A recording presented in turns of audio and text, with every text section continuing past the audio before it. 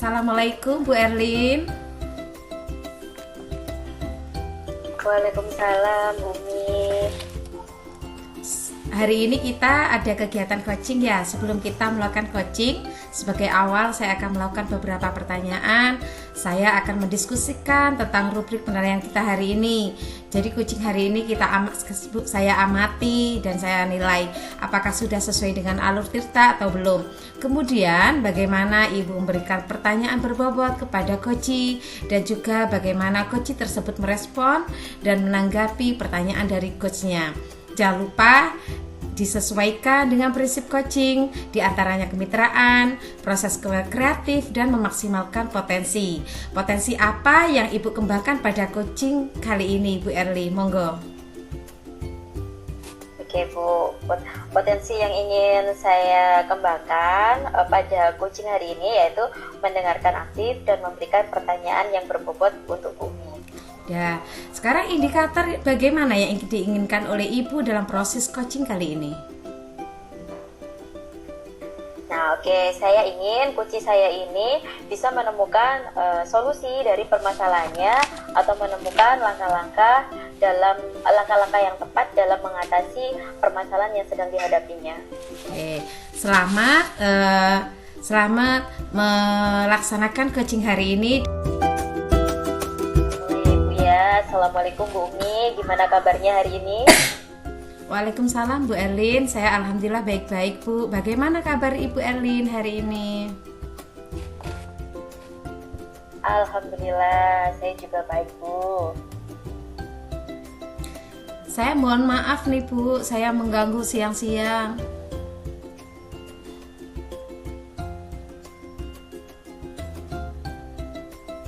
Mohon maaf Ibu, suaranya hilang.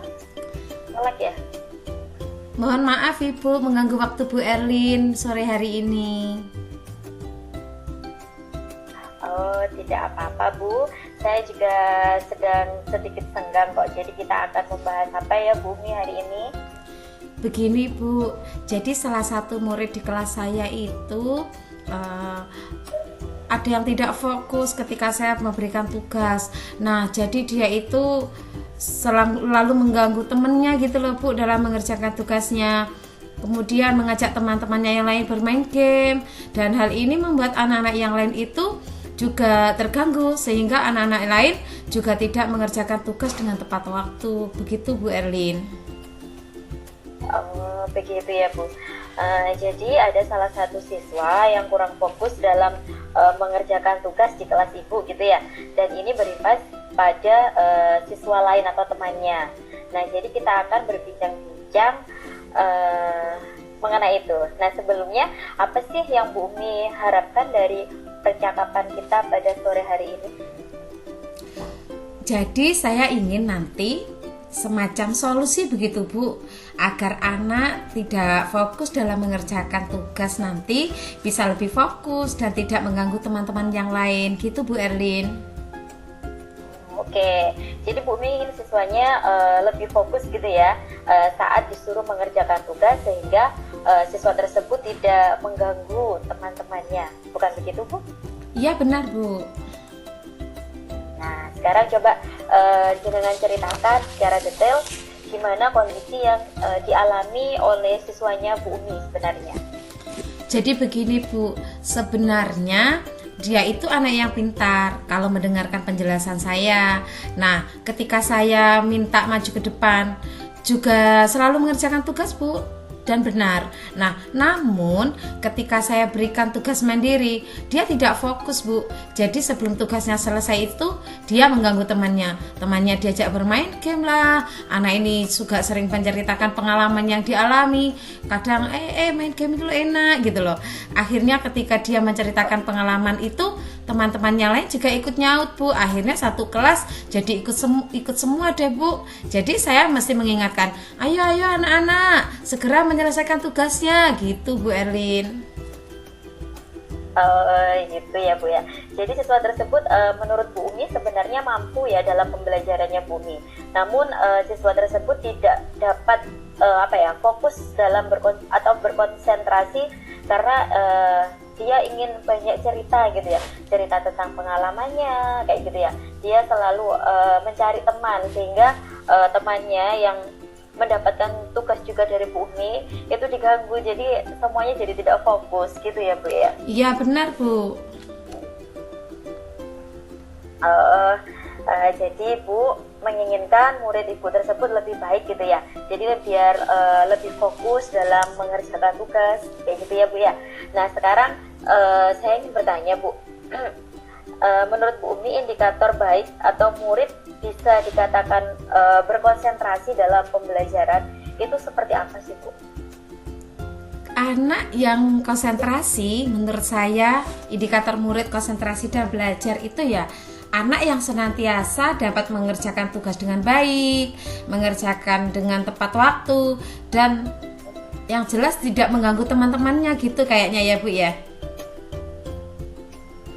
Oke, dari yang Bu Umi sampaikan, anak-anak yang mampu berkonsentrasi dalam pembelajaran bisa dikatakan itu adalah kondisi ideal gitu ya Bu ya, kondisi yang Ibu harapkan. Dan kondisi ideal itu biasanya berada pada level 10 gitu ya Bu. Nah kira-kira siswa di kelas Ibu tersebut saat ini berada di level berapa ya Bu? Kalau idealnya itu yang sempurna di level 10. Nah di kelas Ibu ini kira-kira masuk di level berapa ya Bu? Kalau siswa saya sepertinya masih di level 5 deh Bu, karena masih banyak yang belum konsentrasi dalam pembelajaran Bu. Oke, berarti 50-50 ya Bu ya, di level 5 gitu.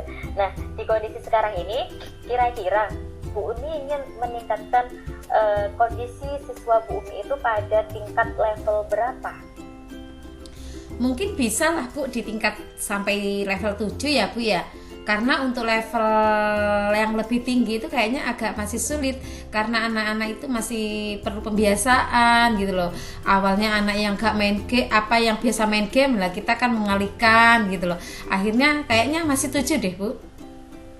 Oh gitu ya Bu ya, dari level 5 naik ke level 7. Nah lumayan ini Bu ya, ada 2 tingkat ini PR-nya Ibu Umi. Nah kira-kira Bu, usaha apa sih yang akan Bu Umi lakukan untuk menciptakan adanya perubahan agar murid tersebut bisa berkonsentrasi penuh? Nah apa sih kira-kira gitu yang bisa Bu Umi lakukan untuk menaikkan levelnya itu? Sepertinya Bu ya, perlu mengintegrasikan pembiasaan sosial emosional dalam pembelajaran saya, dan juga menciptakan iklim positif dan budaya sekolah. Sepertinya itu ya Bu ya. Sekali itu Bu. Jadi keinginan Bu Umi itu langkah-langkahnya adalah mengintegrasikan pembelajaran sosial dan emosional gitu ya dalam pembelajarannya, dan juga menciptakan iklim positif dan budaya sekolah gitu ya Bu ya. Iya. Jadi saya ingin mengintegrasikan kompetensi sosial dan emosional, terutama kesadaran diri dan manajemen diri. Sepertinya pembelajarannya itu Bu.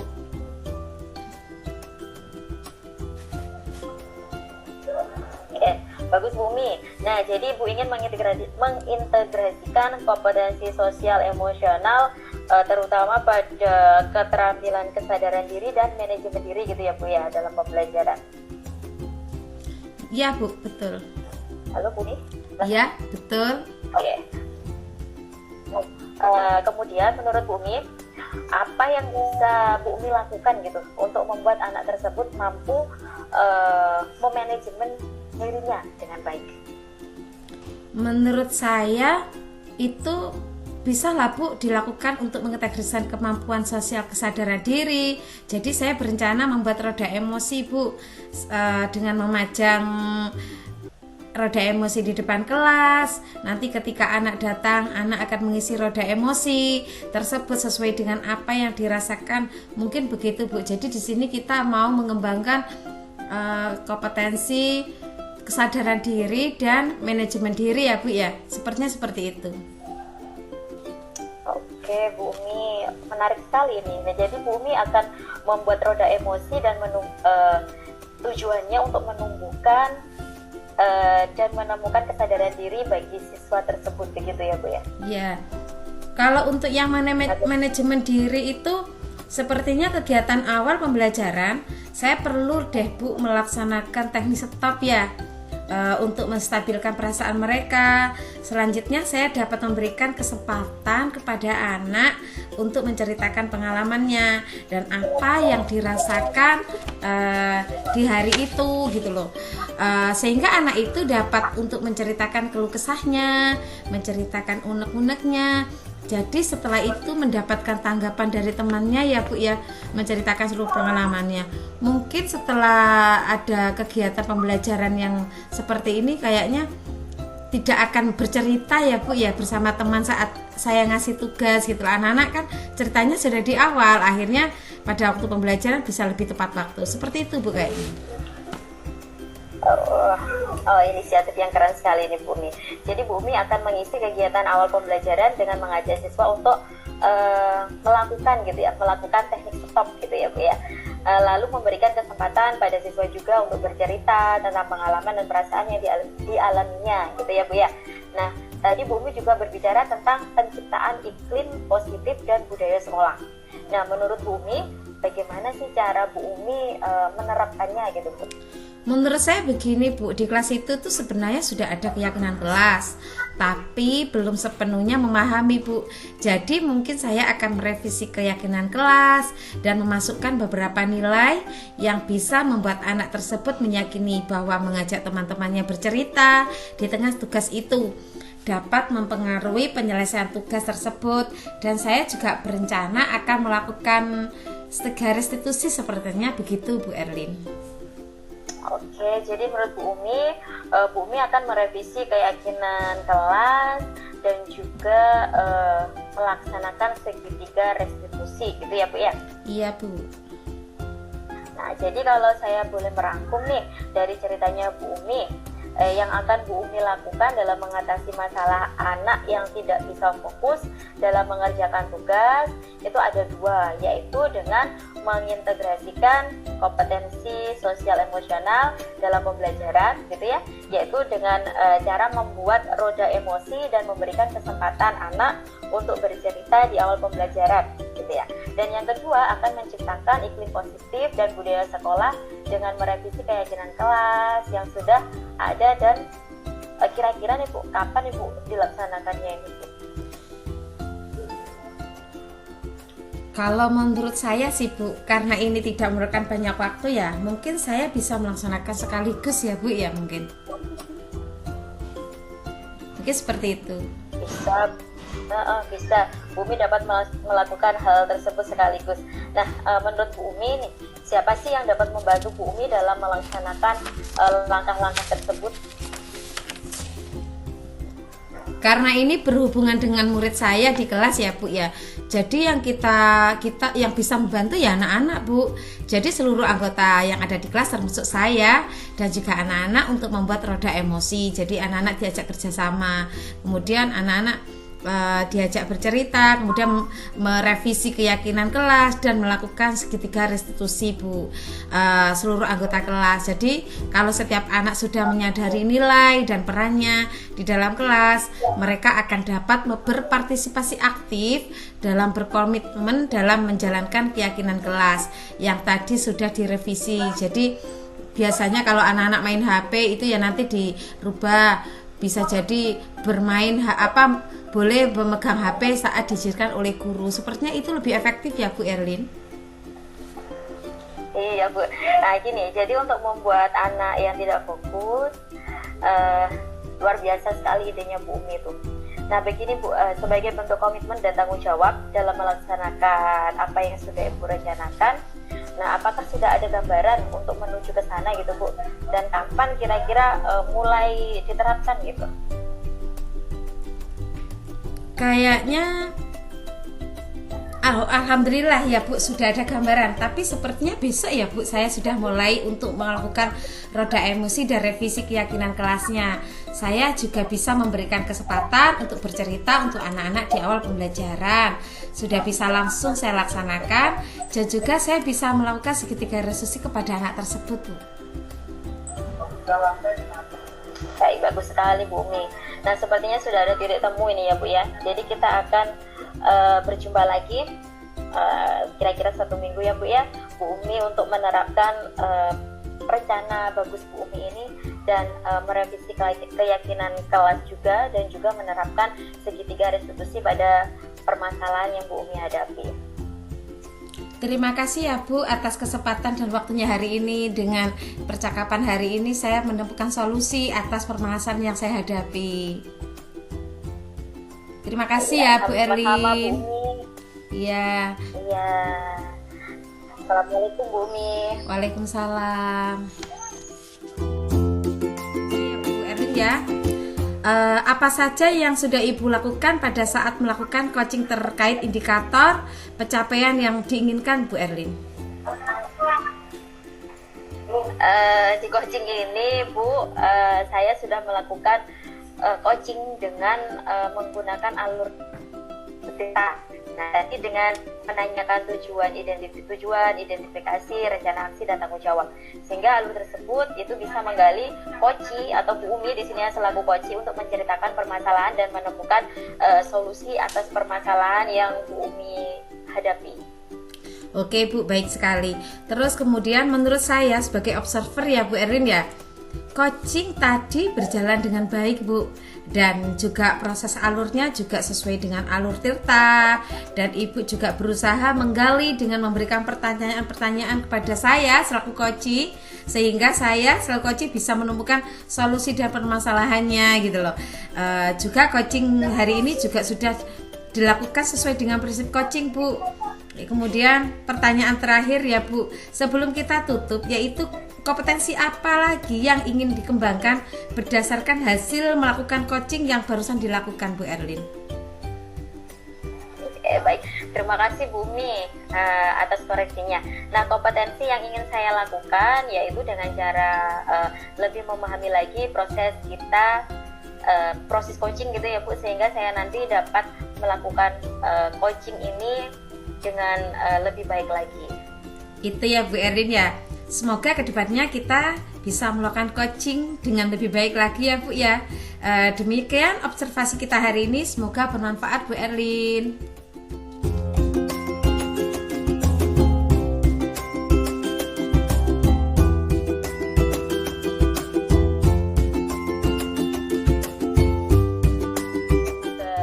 Part kedua. Ya. Nah, di sini Bu Umi berperan sebagai coach dan saya sebagai coachingnya gitu ya Bu ya. Nah, masuki tahap praobservasi. Mulai ya Bu Umi ya. Ya Bu Erlin, siap. Ya. Coaching hari ini akan saya amati dan akan saya nilai sesuai dengan rubrik penilaian gitu ya Bu. Coaching sudah sesuai dengan alur Tirta atau belum? Memberikan pertanyaan-pertanyaan berbobot sesuai dengan kata kunci yang disampaikan oleh coaching atau belum? Dan sudah sesuai dengan prinsip coaching yang diantaranya ada kemitraan, proses kreatif, dan juga memaksimalkan potensi. Nah, Bu Umi, mungkin sebelum dilakukan proses observasi ini, ada sedikit yang akan saya tanyakan kepada Bu Umi. Nah, kira-kira kompetensi apa yang ingin Bu Umi kembangkan dalam proses coaching dengan saya hari ini?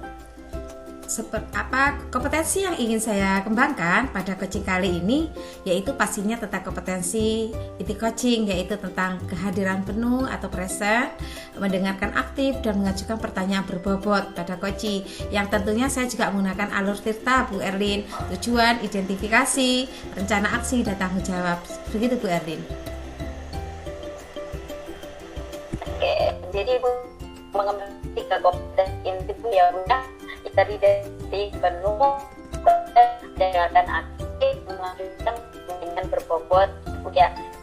Di antara ketiga itu kira-kira karena kembangkan.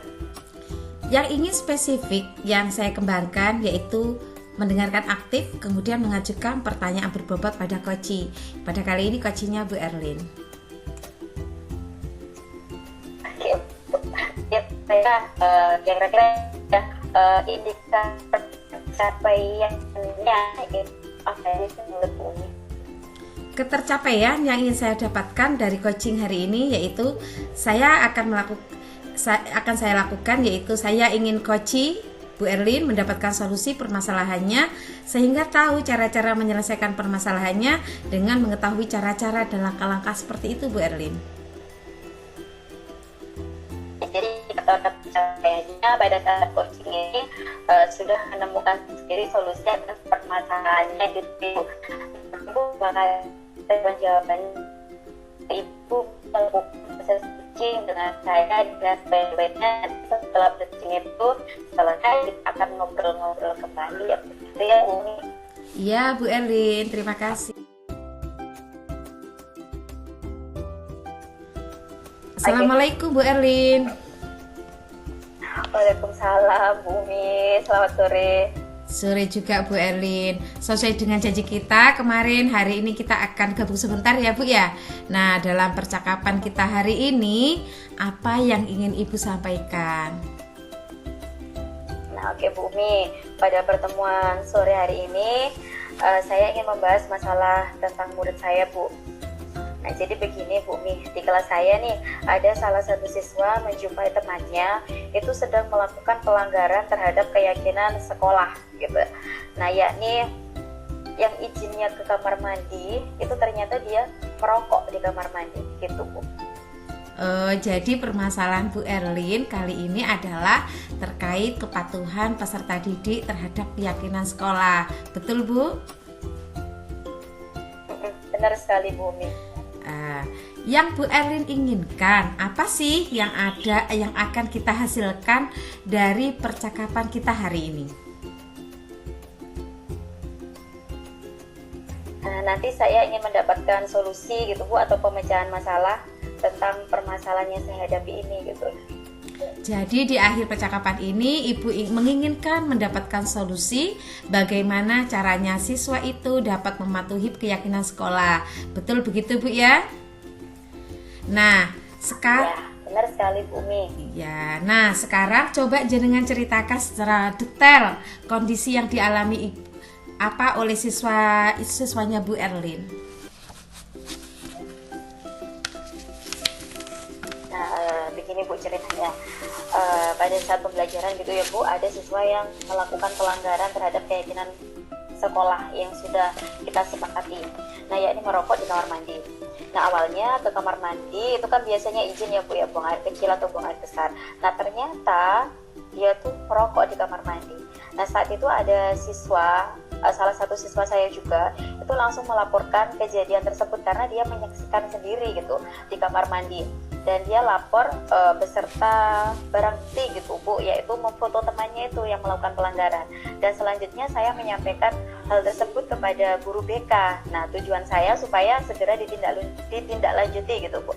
Nah, namun setelah selang beberapa waktu, ternyata siswa yang melakukan pelanggaran ini itu tidak ada konsekuensi yang didapatkan. Dan akhirnya siswa saya itu yang bercerita ke saya, yang memberitahu saya informasi tersebut, dia berpikir bahwasanya pelanggaran terhadap keyakinan sekolah itu adalah hal yang biasa, hal yang lumrah terjadi gitu, sehingga mungkin di kemudian hari itu dia bisa melakukan pelanggaran yang serupa yang dilakukan oleh temannya. Saya takutnya seperti itu juga Bu. Jadi kondisi yang dialami anak didik Bu Erlin itu ada siswa yang melakukan pelanggaran terhadap keyakinan sekolah, yakni merokok di kamar mandi. Biasanya kayak gini tuh anak-anak itu kayak gini ya Bu ya. Dan siswa yang melaporkan kejadian tersebut ke Bu Erlin. Kemudian seperti itu Bu Erlin ya? Iya, betul Bu. Ya. Nah, Bu Erlin, saya ingin tanya sedikit nih. Jadi menurut Bu Erlin, anak yang dikatakan disiplin itu yang seperti apa sih Bu?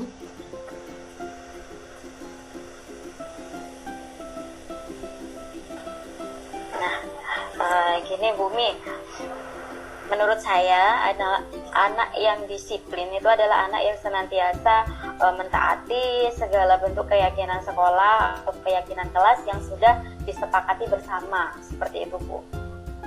Ya, baik sekali.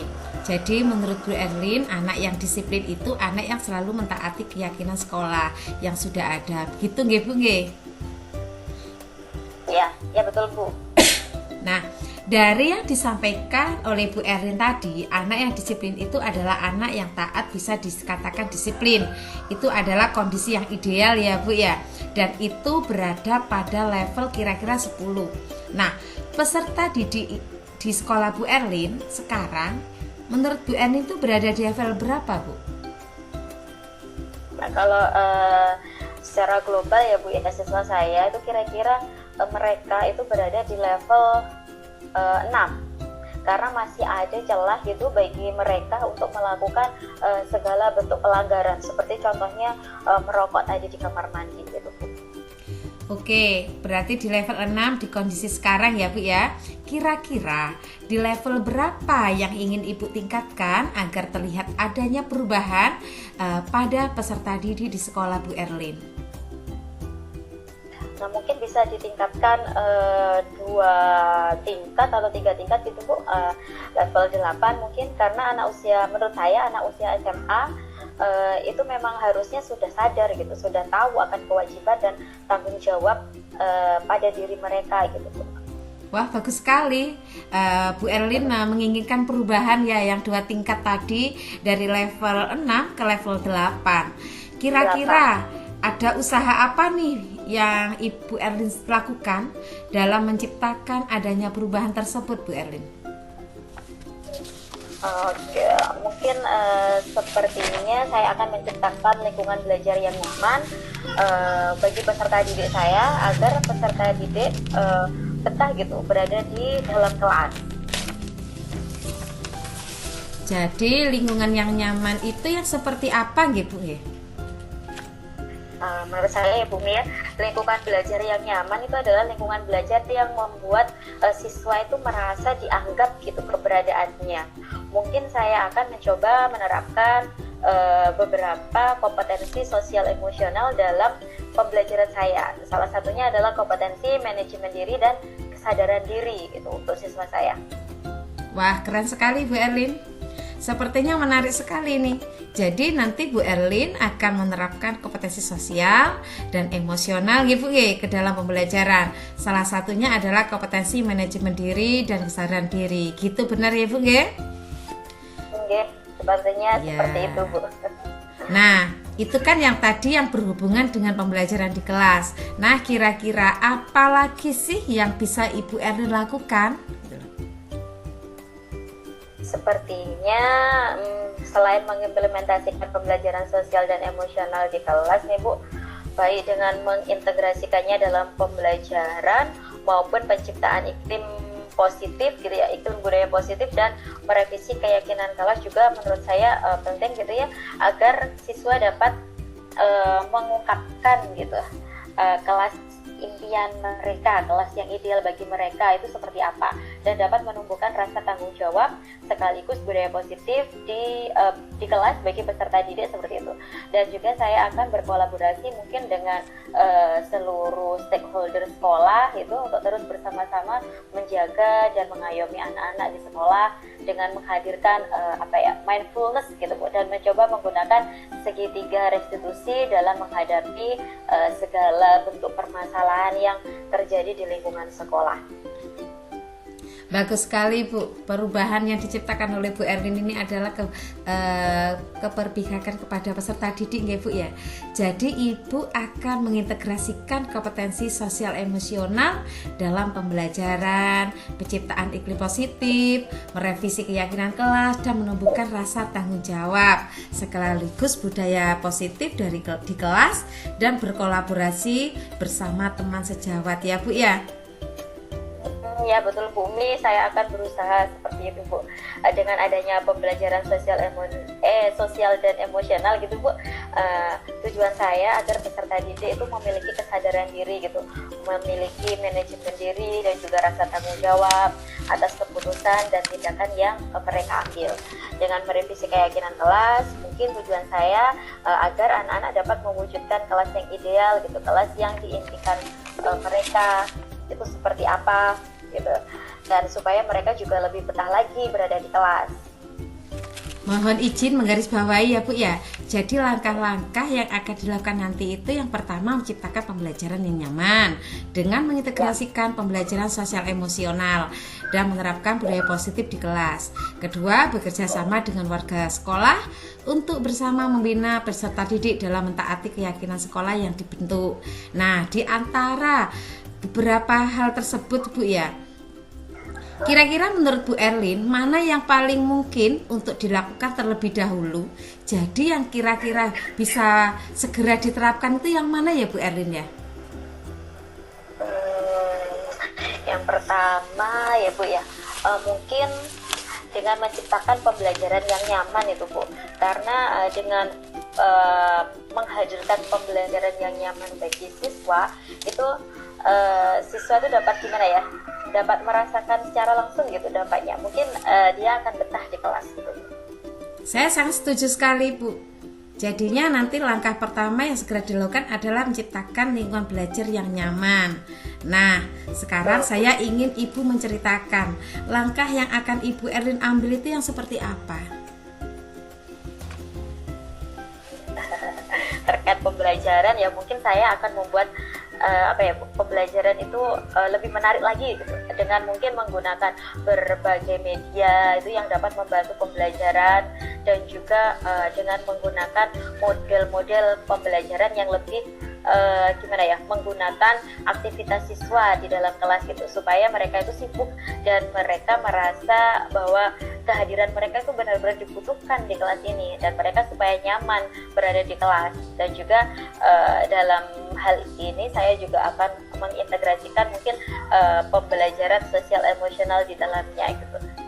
Wah, bagus sekali. Jadi anak-anak nanti disibukkan dengan kegiatan dalam kelas, akhirnya mereka sibuk dan lupa ya Bu ya untuk keluar kelas ya. Iya. Lupa izin ke kamar mandi. Iya, jadi nanti Ibu akan menerapkan model pembelajaran yang bervariatif dan pembelajaran sosial emosional kepada siswa. Begitu Bu Erin ya?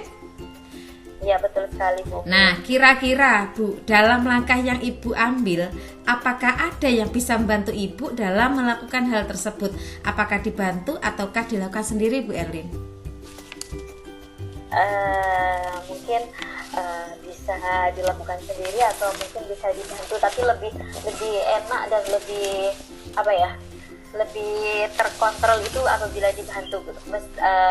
Misalnya yang pertama mungkin langkahnya saya akan lapor dulu, koordinasi dengan kepala sekolah, dan juga sesekali juga akan berkolaborasi dengan rekan sejawat saya untuk menjadi observer di kelas saya pada saat pembelajaran gitu ya Bu, supaya saya dapat mendapatkan umpan balik dan juga mendapatkan koreksi dari observer saya itu dalam melakukan pembelajaran. Dan hal ini juga mungkin akan menjadi bahan refleksi bagi saya gitu, cara ngajar saya itu seperti apa, sehingga saya butuh observer. Bagus sekali Bu. Sekarang kapan Ibu bisa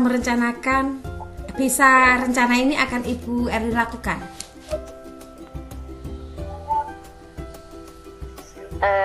Rencananya sepertinya secepatnya Bu, mungkin minggu ini sudah bisa saya laksanakan dengan memulai mendiskusikan terlebih dahulu dengan kepala sekolah dan juga dengan rekan sejawat saya, sambil saya mintai untuk menjadi observer bagi saya gitu Bu.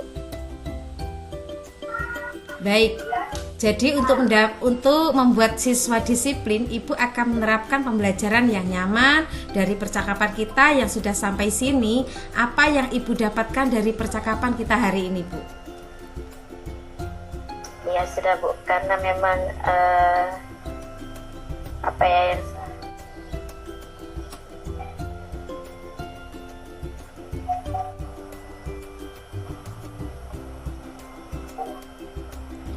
Apa yang Ibu dapatkan dari percakapan hari ini Ibu? Oke, mohon maaf Bumi, suaranya putus.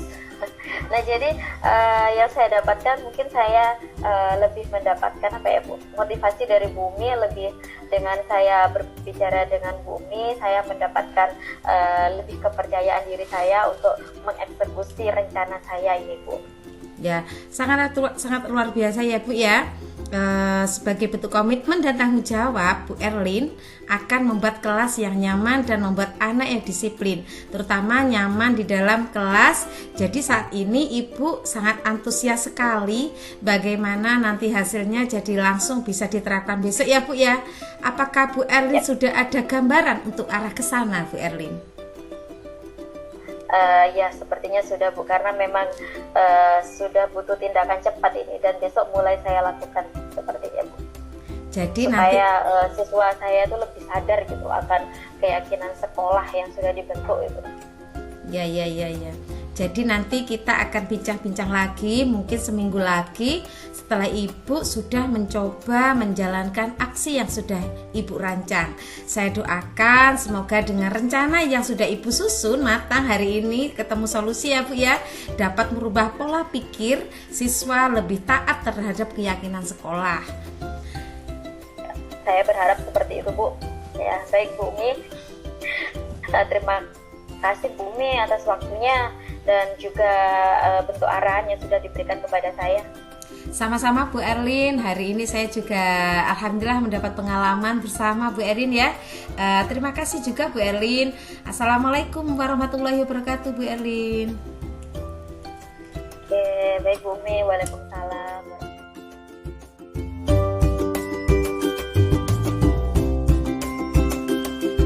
Masih pasca coaching gitu ya Bu ya. Iya, betul. Alhamdulillah. Oke, coachingnya sudah selesai. Nah, coachingnya juga menurut saya sudah berjalan dengan baik dan lancar. Nah, kira-kira nih, apa sih yang sudah dilakukan Bu Umi terkait indikator tersebut itu Bu? Tadi saya sudah menyelesaikan proses coaching dan berdasarkan hasil coaching tadi, saya sudah melakukan proses coaching sesuai alur Tirta dengan menanyakan tujuan sebelum melakukan percakapan, kemudian mengidentifikasi dengan menanyakan kepada coach, kepada Bu Erlin, informasi-informasi yang terkait dengan permasalahannya, menanyakan juga rencana aksi yang akan dilakukan, dan saya juga meminta coach untuk mempertanggungjawabkan tindakan tersebut. Nah, oke. Menurut saya nih sebagai observernya Bu Umi dalam proses coaching pada sore hari ini, nah coaching tadi itu sudah banyak sekali nih sesuai dengan alur Tirta, ya sudah memunculkan alur Tirta gitu Bu, dimana sudah melakukan identifikasi terhadap permasalahan yang ada pada kuci yaitu kucinya di sini saya ya Bu ya. Nah, Bu Umi juga sudah memberikan pertanyaan-pertanyaan yang berbobot sehingga saya sebagai kuci di sini bisa menemukan solusinya sendiri dan juga sudah menerapkan prinsip-prinsip dari coaching sendiri Bu. Nah, dengan yang sudah Ibu lakukan ini tadi, kompetensi apa lagi sih Bu yang kira-kira ingin Ibu Umi kembangkan? Kompetensi yang ingin saya kembangkan lagi adalah mengajukan pertanyaan berbobot sesuai dengan kata kunci yang disampaikan coach. Hari ini coachnya Bu Erlin. Jadi saya tadi kan sempat mencatat ya Bu ya. Bu Erlin menyebutkan apa itu, saya mencari kunci-kuncinya. Kemudian dari kunci itu saya kembangkan menjadi pertanyaan yang berbobot gitu loh. Sehingga saya dapat menggali informasi lagi lebih mendalam dan dapat mengarahkan coach dalam menemukan solusi atas permasalahannya. Seperti itu Bu. Oke, ya sebenarnya tadi juga sudah terlihat gitu Bu Umi sibuk mencatat-catat. Ya, Bu Umi sudah memberikan pertanyaan-pertanyaan yang berbobot karena responnya itu sudah menyampaikan apa gitu ya, yang sesuai apa yang sudah diharapkan gitu. Nah, semoga nanti next time ke depannya Bu Umi bisa lebih baik lagi dalam menjadi seorang coach gitu ya. Terima kasih Bu Umi. Sama-sama ya. Bu. Kemudian yang akan saya lakukan supaya untuk tetap dalam kondisi present, kehadiran penuh, saya akan mendengarkan atau memperhatikan sepenuhnya bagaimana kondisi coach bercerita, terus bagaimana bahasa tubuhnya gitu loh. Kita tadi kan kurang melihat ya Bu ya bahasa tubuhnya karena kita di kamera dan kita juga terkendala oleh sinyal. Kemudian iya. Terus untuk Bu Erlin bagaimana terkait coach hari ini Bu? Mungkin punya tambahan, refleksi?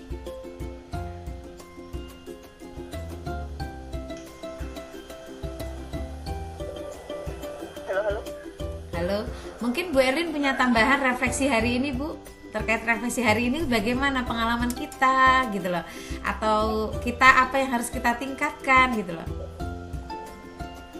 Oke, proses suci pada sore hari ini sangat luar biasa sekali, Bumi. Saya mendapatkan banyak pengalaman dan juga banyak ilmu baru gitu ya, dari cara-cara Bumi menjadi coach terutama. Bumi keren sekali gitu, pertanyaan-pertanyaan yang diajukan itu sudah berbobot dan spontan, ternyata Bumi nyimaknya oke juga gitu. Ya, Bumi sebagai coach profesional ini layak ini. Iya, saya tadi juga banyak belajar dari Bu Erlin gitu loh. Bu Erlin itu banyak sekali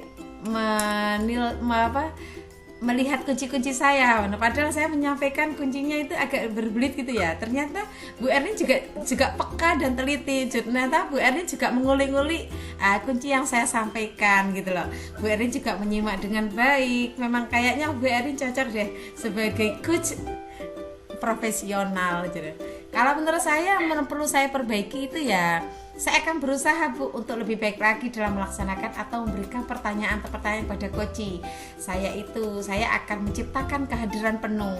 Saya berusaha sebaik mungkin untuk menyimak apa yang disampaikan oleh coach dan menangkap sebaik mungkin, terus untuk memperbaiki dan meningkatkan dalam hal berbahasa yang lebih baik lagi gitu loh. Kalau tadi kan kita bahasanya agak acak gitu Bu, agak random ya. Ya mungkin besok kita menjadi coach yang profesional, kita lebih tertata, lebih santun gitu loh. Tetapi kita Bu, kalau seperti ini mendapatkan kemitraan ya Bu ya. Betul sekali Bu. Iya. Semoga coach hari ini bermanfaat. Ya Bu Erlin? Iya, sangat bermanfaat sekali Bumi. Nah, semoga kita besok kedepannya bisa lah berperan jadi coach beneran gitu. Iya betul. Kita bisa mengaplikasikan kepada peserta didik, ke Reka Sejawat gitu ya Bu ya. Dah, terima kasih Bu Erlin untuk coaching hari ini. Kita tutup ya Bu ya.